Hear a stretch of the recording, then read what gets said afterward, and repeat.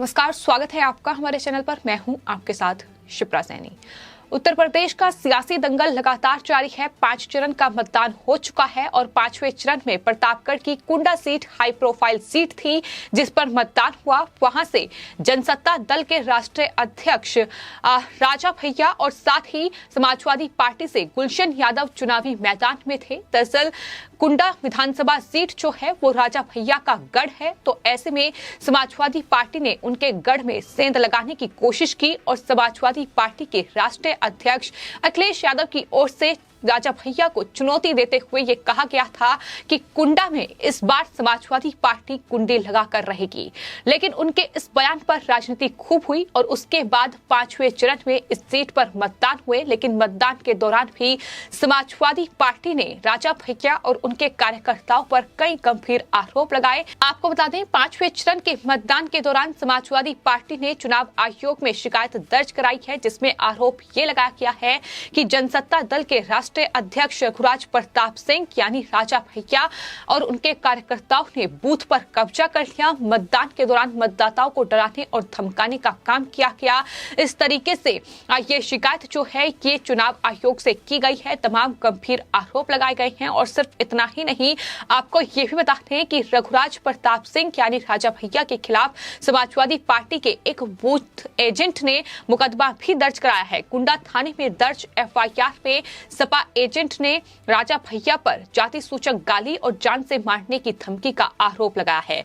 लेकिन हम लगातार उत्तर प्रदेश के इस सियासी घमासान में देख रहे हैं कि किस तरीके से समाजवादी पार्टी लगातार एक चरण के बाद दूसरे चरण और तीसरे चरण, चौथे चरण, 5वें चरण में भी लगातार चुनाव आयोग में शिकायत दर्ज करा रही है। किस तरीके से समाजवादी पार्टी बौखलाई हुई है, ये साफ तौर पर चुनाव आयोग में की गई उनकी शिकायतें बयां कर रही हैं। और 5वें चरण के मतदान के दौरान भी हमने देखा कि किस तरीके से जो प्रतापगढ़ की कुंडा विधानसभा सीट है वहां राजा भैया जो कि एक बाहुबली नेता की छवि उनकी है, जनसत्ता दल के वो राष्ट्रीय अध्यक्ष हैं और 1993 से वो कुंडा विधानसभा सीट के विधायक रहे हैं। उन्हें हराना किसी भी पार्टी के लिए मुश्किल ही नहीं, नामुमकिन रहा है। और सिर्फ इतना ही नहीं, वो समाजवादी पार्टी के राष्ट्रीय अध्यक्ष अखिलेश यादव के एक वक्त पर बेहद करीबी रहे हैं। वो उनकी सरकार में मंत्री भी रहे हैं। लेकिन चुनाव आते आते कुछ समीकरण ऐसे बदले कि दोनों ने अलग होने का फैसला किया और समाजवादी पार्टी के राष्ट्रीय अध्यक्ष अखिलेश यादव ने गुलशन यादव को राजा भैया के खिलाफ चुनावी मैदान में उतार दिया, जिसका नतीजा अब ये हो रहा है कि राजा भैया साफ तौर पर अखिलेश यादव को ये कह रहे हैं कि दरअसल कुंडा में कुंडी लगाने वाला इस धरती पर पैदा नहीं हुआ और साथ पूछते भी कुंडा में कुंडी नहीं लगा पाएगी। इस तरीके की लगातार सियासी बयानबाजी का दौर हमने देखा है। लेकिन फिलहाल प्रतापगढ़ की इस कुंडा सीट पर सबकी निगाहें टिकी हुई हैं और ये भी लगातार लोग कह रहे हैं कि समाजवादी पार्टी की यहां से जमानत जब्त होने जा रही है और यही वजह है कि इस तरीके से समाजवादी पार्टी की ओर से ये शिकायत जो है वो चुनाव आयोग में दर्ज कराई गई है। और सिर्फ इतना ही नहीं,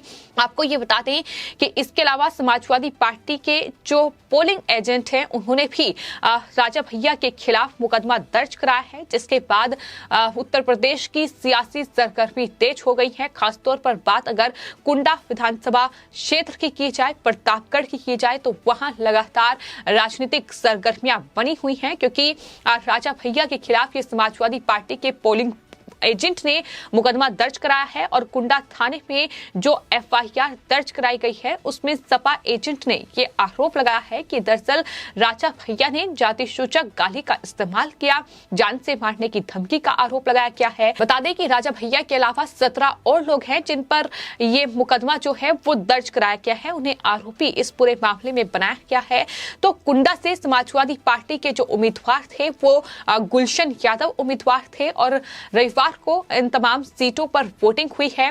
कुंडा विधानसभा सीट पर वोटिंग हुई है और यहां कई बार वोटिंग के दौरान समाजवादी पार्टी के कार्यकर्ता और राजा भैया के कार्यकर्ता आमने सामने भी आए। इसके बाद सपा ने चुनाव आयोग से कुंडा में फर्जी वोटिंग की शिकायत की। साथ ही समाजवादी पार्टी की ओर से बूथ संख्या 213 और 14 में बूथ कैप्चरिंग की शिकायत भी की गई थी। तो ये अलग अलग बूथ पर कैप्चरिंग की शिकायत भी की गई, लेकिन जिस तरीके से इस पूरी सीट पर मुकाबला जो है वो बेहद दिलचस्प है, क्योंकि अगर समाजवादी पार्टी हारती है तो कहीं ना कहीं बड़ा नुकसान जो है वो समाजवादी पार्टी के राष्ट्रीय अध्यक्ष अखिलेश यादव को झेलना पड़ेगा, क्योंकि ये नाक की लड़ाई ही इसे कह सकते हैं। क्योंकि जिस तरीके से कुंडा विधानसभा सीट जो कि राजा भैया का गढ़ रही है, 1993 से वो लगातार वहां के विधायक रहे हैं और उन्हें चुनौती देना किसी भी पार्टी के लिए नामुमकिन रहा है।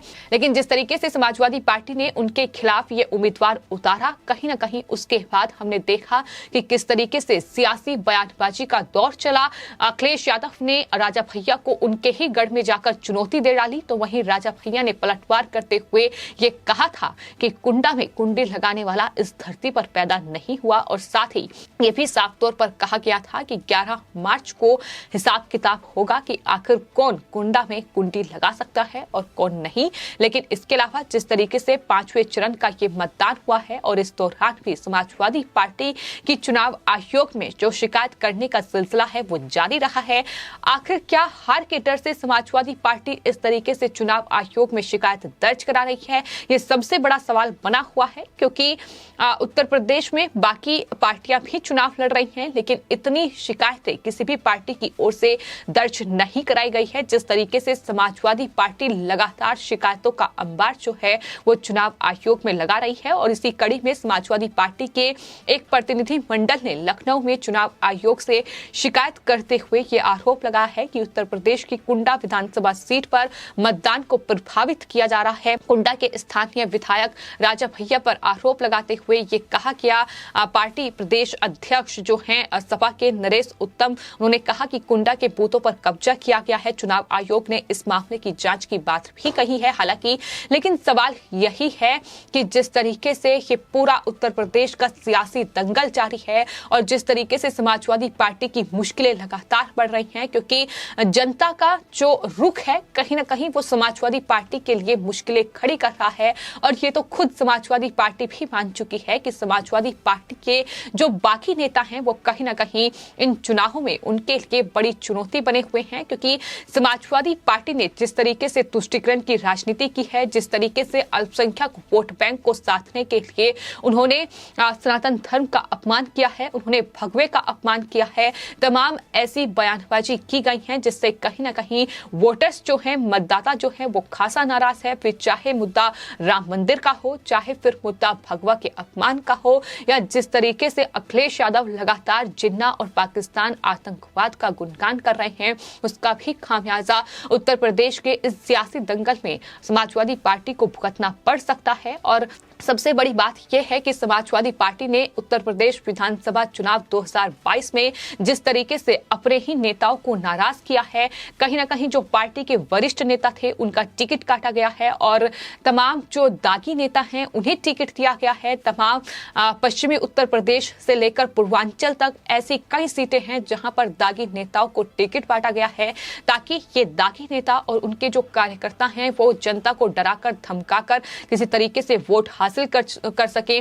तो ये भी जब पैतरा काम नहीं आ रहा है, तो इस तरीके से तमाम चरण के जो चुनाव उत्तर प्रदेश में हो रहे हैं उसमें लगातार चुनाव आयोग से शिकायतें दर्ज कराई जा रही हैं। कहीं पोलिंग एजेंट को लेकर शिकायत दर्ज कराई जा रही है, तो कहीं ईवीएम को लेकर, ईवीएम की खराबी, ईवीएम की गड़बड़ी को लेकर ये लगातार शिकायतें दर्ज कराई जा रही हैं। आरोप समाजवादी पार्टी यहां तक लगा रही है कि दरअसल ईवीएम में साइकिल का बटन दबाने पर कमल की पर्ची निकल रही है। आरोप यहां तक लगाए जा रहे हैं कि चुनाव अधिकारी जो हैं वो बीजेपी का पक्ष ले रहे हैं। तो इस तरीके के ये गंभीर आरोप जो हैं वो लगा रही है समाजवादी पार्टी। तो सवाल यही है कि क्या इन सीटों पर जमानत जब्त होने का डर समाजवादी पार्टी के राष्ट्रीय अध्यक्ष अखिलेश यादव या उनके उम्मीदवारों को है? क्या इस तरीके से ये चुनाव आयोग में शिकायतों का अंबार लगाया जा रहा है? हालांकि चुनाव आयोग की कई बार इन शिकायतों पर जो बयान है वो भी सामने आए हैं। साफ तौर पर यह कहा गया है कि ऐसा कुछ भी नहीं हुआ है और जहां ईवीएम में खराबी आई है वहां ईवीएम को ठीक किया गया है। चुनावी प्रक्रिया ऐसे ही फिर सुचारू रूप से शुरू की गई है। लेकिन सवाल ये है कि क्या हार के डर से और चुनावों को प्रभावित करने के लिए समाजवादी पार्टी ये तमाम पैतरे अपना रही है। और जहां तक बात उत्तर प्रदेश के प्रतापगढ़ की कुंडा विधानसभा सीट की है तो राजा भैया का मुकाबला गुलशन यादव से था।